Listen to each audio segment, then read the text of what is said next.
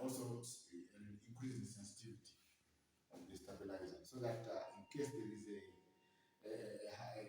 a very fast voltage variation, the stabilizer is able to. So the lift has come. Now this is the lower basement minus one. So we're going to send the lift up, and it has to go up and continue working non-stop with the new settings. And the settings are, we have increased the sensitivity of the stabilizer so that the variation is instant, plus or minus a few seconds, that's okay. The other thing now is also we balance the phases on the stabilizer. So each phase is now 220 volts, 220, 220. That is the line to neutral, 220.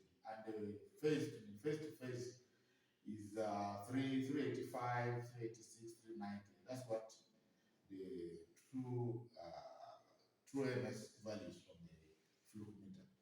So that's what now we are testing to ensure that the lift works under those conditions. If it doesn't, of course, it will reject the voltage and it will stop automatically. The software is monitoring voltage changes. If the voltage is out of the margin by more than 4%, yes, plus or minus 4%, it will automatically disable the software.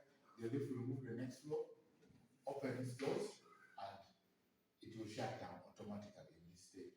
And once it shuts down, the indicator goes off. That's a clear sign that it just shut down with its doors open.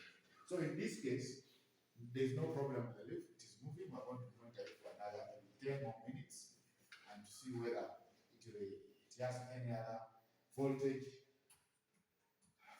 issue. Okay.